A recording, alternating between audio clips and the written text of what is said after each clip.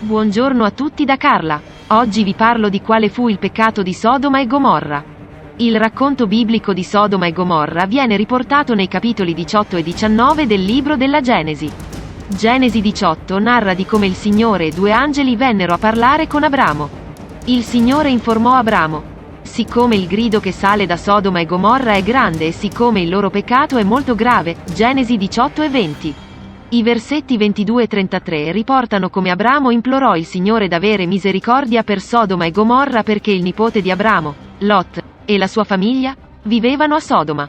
Genesi 19 narra di come due angeli, travestiti da uomini, visitarono Sodoma e Gomorra.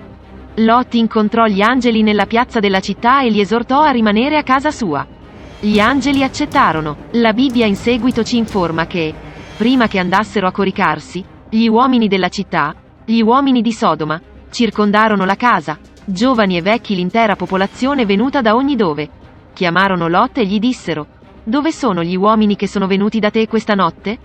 Portaceli fuori, affinché li possiamo conoscere. Genesi 19, 4 e 5. Gli angeli, in seguito, accecarono tutti gli uomini di Sodoma e Gomorra ed esortarono Lot e la sua famiglia a fuggire dalle città per sfuggire all'ira di Dio che stava per abbattersi su di loro.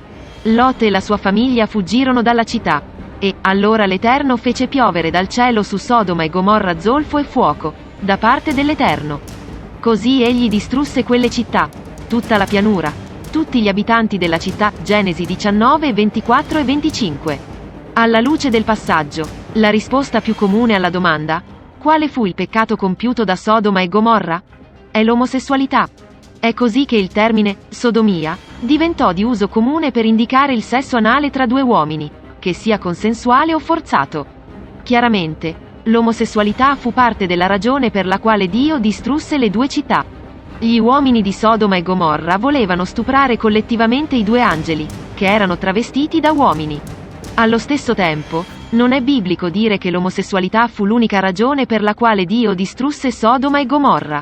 Le città di Sodoma e Gomorra sicuramente non si abbandonavano soltanto a quel peccato. Ezechiele 16, 49 e 50 dichiara: ecco, questa fu l'iniquità di tua sorella Sodoma. Lei e le sue figlie vivevano nell'orgoglio, nell'abbondanza del pane e in una grande indolenza, ma non sostenevano la mano dell'afflitto e del povero.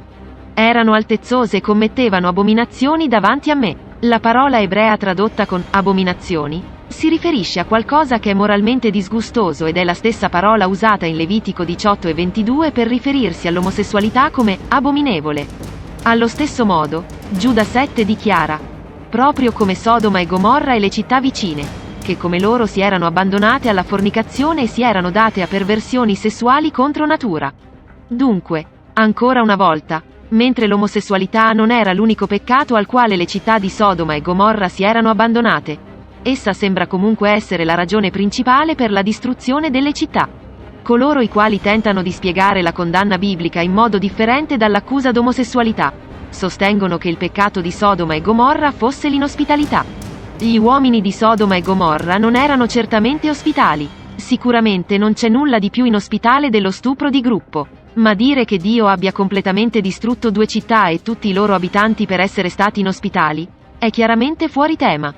Mentre Sodoma e Gomorra erano colpevoli di molti altri peccati orrendi, l'omosessualità era la ragione per la quale Dio riversò zolfo sulle città, distruggendo completamente esse e tutti i loro abitanti. Fino ad oggi, l'area in cui si trovavano Sodoma e Gomorra rimane una terra desolata. Sodoma e Gomorra fungono da potente esempio di come Dio si senta riguardo il peccato in generale, ed in particolare l'omosessualità. Bene, grazie a tutti per avermi seguita, tante benedizioni e spero che il video vi sia piaciuto e di essere stata abbastanza chiara. Se avete domande o suggerimenti scriveteci anche sulla pagina Facebook di Chiesa Cristiana Evangelica d'Italia. Oppure su WhatsApp al numero 33934618889. Iscrivetevi anche sul canale YouTube, ci trovate col mio nome di Bruno Pepi. Oppure sul nuovo canale dei Salmi. Oppure sul nuovo canale della Bibbia Antico e Nuovo Testamento, dove potrete trovare tutti i video precedenti sia nella serie del Vecchio Testamento che del Nuovo Testamento con i vari personaggi biblici. Bene, arrivederci da Carla Pepi al prossimo video.